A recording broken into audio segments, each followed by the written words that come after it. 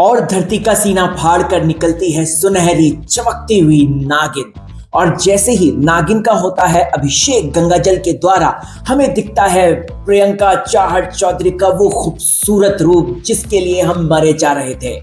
Season 7 का episode 8 लेकर आता है खूबसूरत प्रियंका को एक बहुत ही नए और अनोखे अंदाज में।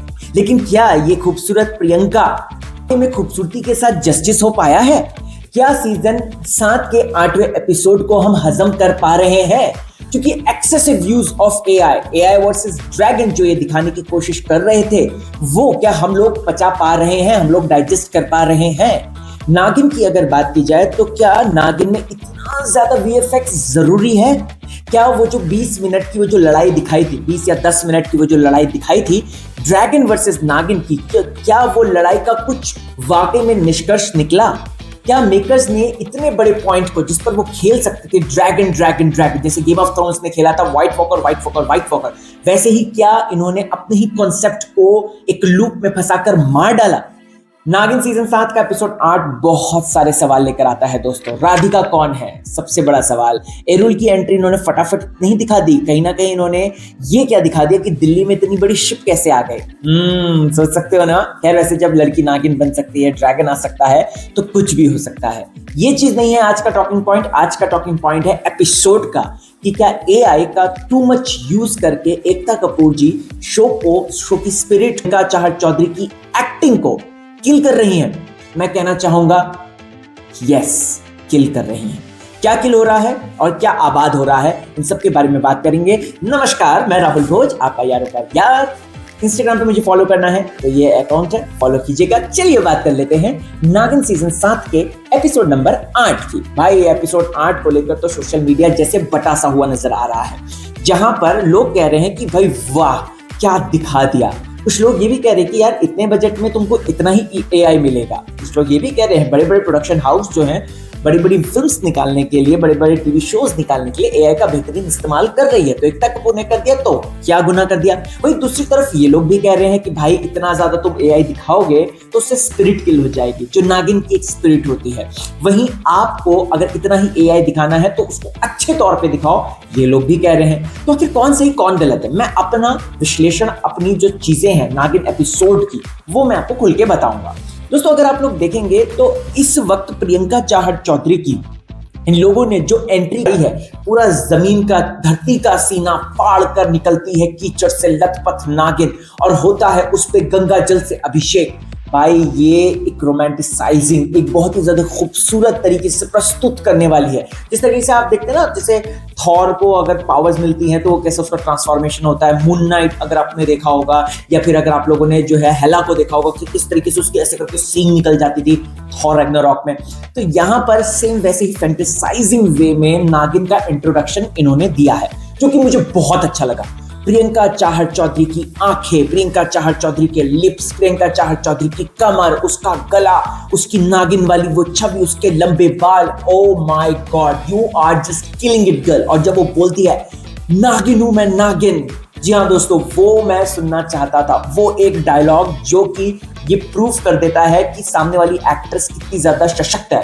तेजस्वी बोलती थी मजा आ जाता था, लेकिन प्रियंका बोल रही है ना, सिरहंसी दौड़ जा रही है बॉडी में कि भाई प्रियंका चाहर चौधरी ने न सिर्फ नागिन के कैरेक्टर को जिया है, बल्कि उसको घोट के डेली वो अपनी चाय के साथ या जो कॉफी वो पीती हैं उसके साथ वो नागिन को पिए जा रही हैं। तभी तो उनकी उंगलियां इस तरीके तक बात कर रही है कि भाई ये तो नागिन है। तो प्रियंका चाहर चौधरी की एंट्री बहुत ग्रैंड कर दी है इन लोगों ने, और इनकी नागिन को जो शक्तियां दी हैं, क्योंकि ये जो नागिन है ये जीवित हुई है। अगर आपने देखा होगा वो कीचड़ में जब वो मिट्टी में दबी हुई थी, वो उस समय न सिर्फ गंगा जल आता है, बल्कि अगर आपने नोटिस किया होगा तो सारी जो नागिनें अभी तक हुई हैं मंदिर के अंदर, शिव मंदिर के अंदर, वो सब उनकी जो ऊर्जा है वो एक तरफ इकट्ठा होती है और उसके बाद वो वुफ करके वो निकल कर जाती है। तो ये बात तो भाई तय है कि ये सारी नागिनों से सबसे ज्यादा शक्तिशाली होगी, जिसको प्रियंका चाहर चौधरी बार बार प्रूव कर रही है अपनी एक्टिंग के दम पे। चाहे हम वो डब्बू पूर्वी हो, अगर आपने नोटिस किया होगा उस किरदार को उसने बहुत अच्छे से जिया। और यहाँ पर ये जो दबंग प्रियंका बन रखी है, मतलब कि दबंग नागिन बन रखी है, दबंग अनंता बन रखी है, वो भी दोनों ही कैरेक्टर्स को वो जस्टिस कर रही है। तो मैं यही कहना चाहूंगा प्रियंका की एंट्री मजेदार थी। बट सवाल ये उठता है कि इन्होंने पूरे सीजन में एक बहुत बड़ा रहस्य निकाला था कि भाई ड्रैगन आ रहा है, ड्रैगन आ रहा है, ड्रैगन आ रहा है, और उस ड्रैगन को इसको तबाह करना है। लेकिन इतनी जल्दी इन्होंने इस कॉन्सेप्ट को खत्म कैसे कर दिया मुझे समझ में नहीं आ रहा। नागिन वर्सेस ड्रैगन हमने देखा, एआई की बहुत गंदी वाली हमने फाइटिंग देखी, हमको मजा भी आया भाई, मुझे तो मजा आया, ठीक है।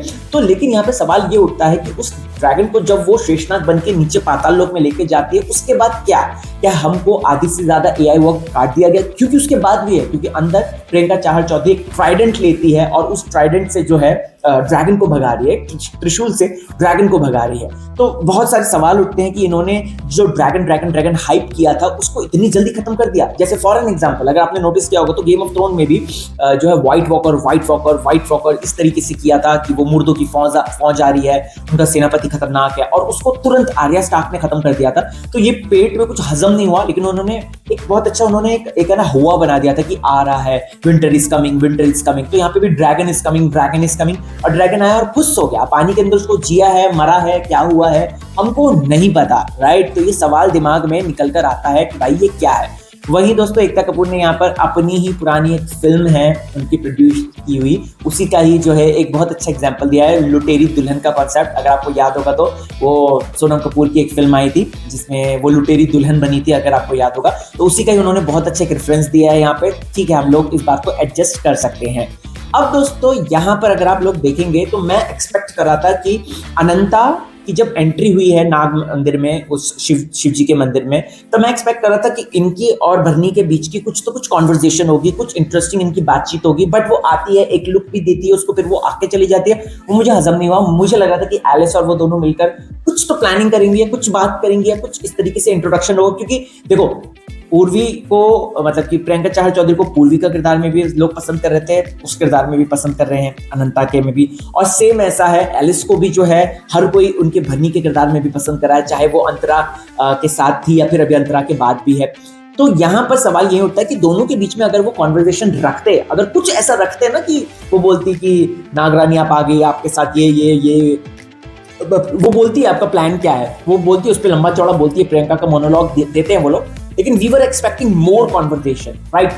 अच्छा बाय द वे, सबसे ज्यादा भसड़ तो इन्होंने सच में आर्यमान सूरी के किरदार से करी है। भाई हम उसको प्यार करें या फिर उनको नफरत करें, हमको समझ में नहीं आ रहा। कल उसने हमारी फेवरेट लड़की को मार डाला चाकू घोंप के, ठीक है, और उसको नीचे फेंक दिया, और आज वो एक लड़के को बचा रहा है। ये बात की उसकी जो वाइफ है वो चीटर है। भाई ये लड़का है क्या, मुझे तो समझ में नहीं आ रहा है ये लड़का, ये दिमाग में क्या चल रहा है। बार बार इसका वो जो राधिका के साथ जो इसके जो एक्स है उसके साथ बार बार इसका लिंकअप। अब राधिका कौन है, क्या कनिका मान वो किरदार को पोर्ट्रे कर रही है, ये सबसे बड़ा सवाल आ रहा है दिमाग में। और कनिका मान क्या प्रियंका चाहर चौधरी की बड़ी बहन है जो कि अपनी जो है तख्त को पाना चाहेगी, क्या कुछ इस तरीके की स्टोरी लाइन बनाएंगे, भाई पता नहीं, सीरियसली हमको नहीं पता। लेकिन हाँ, मुझे आर्यमान का जो किरदार है, जो इसका कैरेक्टर ग्राफ है, अभी तक सबका कैरेक्टर ग्राफ बहुत ज्यादा सॉर्टेड है। इनफैक्ट ड्रैगन का भी कैरेक्टर ग्राफ जो है इतना सॉर्टेड था, सोया हुआ था, उठा, लड़ाई करी, फिर उसके बाद पानी में चला गया, ठीक है। So but I was expecting something कि यार यहाँ पर आर्यमान को, अगर मुझे लग रहा था वो लड़की जो है उसको नाड़े का ढीला बताना चाह रही है, तो he was like that only. वो प्रियंका के सामने नाटक कर रहा था पहले कि मुझे लड़कियां पसंद नहीं, ये वो करके। बट अभी ये कैरेक्टर बहुत कंफ्यूजिंग बना दिया इन लोगों ने, और ये कैरेक्टर हजम नहीं हो पा रहा, सच में मुझे नहीं हो पा रहा है। No hard feelings for you guys, ने एक्टिंग अच्छी करी है, बट उसके कैरेक्टर को बहुत ही कंफ्यूजन में रखा है, इसलिए मुझे उसका बिल्कुल भी मजा नहीं आया, ठीक है। बहुत एकदम इन्होंने लेयर्स निकालने की कोशिश की, बट ये लेयर्स नहीं निकल रही, ये कैरेक्टर कंफ्यूजन जो है ये निकल रहा है कि भाई कैरेक्टर ट्रू है या मतलब गुड है या बैड है या फिर अगली है, राइट, ये पता नहीं। खैर, इसके बाद दोस्तों अगर आप लोगों ने नोटिस किया होगा तो फिर उसके बाद राधिका का सवाल उठता है कि आखिरकार राधिका कौन है, ठीक है। भाई साहब वो जो नया रविश है वो इतना ज्यादा चोमू लग रहा है ना, इतना गंदा एक्टिंग, इतनी गंदी डायलॉग डिलीवरी। भाई मुझे दे दो काम उसके बदले, मैं कब से मुंबई में काम मांग रहा हूँ, मुझे दे दो, मैं उससे अच्छा काम कर सकता हूँ। Ekta ma'am please, I have a big request to you, मुझे दे दीजिए उसके बदले, क्योंकि मैं उससे ज्यादा अच्छा काम कर सकता हूँ। प्लीज मेरे पास्ट के ऑडिशन से, मेरे ऑल्ट में भी मैंने काम किया, देख लीजिएगा, उससे ज्यादा ही अच्छा काम किया मैंने। इतना गंदी डायलॉग डिलीवरी उसकी, इतना गंदा स्क्रीन प्रेजेंस, ना किसी तरीके की उसको, देखो एक्टिंग क्या है, it's all about give and take, उसका ना गिव एंड टेक निकल कर आ रहा है। भाई क्यों, किस लिए रखा है उस लड़के को, मुझे तो समझ में ही नहीं आया। खैर वो पुराना वाले रविश, मिस यू यार, तुमको मिस कर रहे क्योंकि तुमने ज्यादा अच्छा काम किया उस लड़के से।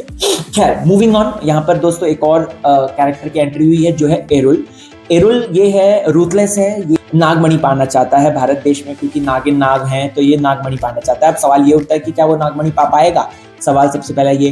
क्या नंबर 2, ये अनंता का अब जो नया अवतार नजर आ रहा है, अगर आप लोग देख रहे होंगे नए ट्रेलर में, तो उसमें साहिल उत्पल का क्या काम है ये भी समझ में नहीं आ रहा। बहुत सारे और भी मिस्ट्री हैं, लेट्स सी, देखते हैं। लेकिन आज अगर एपिसोड 8 की मैं बात करूं दोस्तों, तो ये इन्होंने जो AI दिखाया है, राइट, हमको जिस तरीके से नागिन और ड्रैगन की फाइट दिखाई है भाई, ये इतना ओवर हो गई थी और उतना क्लैरिफाई नहीं हो पाई मेरे, तो सच कह रहा हूँ। मेरे दिमाग में मजा आ रहा था, नो डाउट। वो कभी सांप बन रही है, कभी वो पानी के अंदर जा रही है, कभी त्रिशूल ले रही है, कभी शेषनाग बन जा रही है, वो अच्छा लग रहा था, नो डाउट। बट लेकिन वो स्टोरी के हिसाब से जम नहीं रहा था, ऑनेस्टली, राइट। आपको क्या लगता है दोस्तों, कमेंट करना।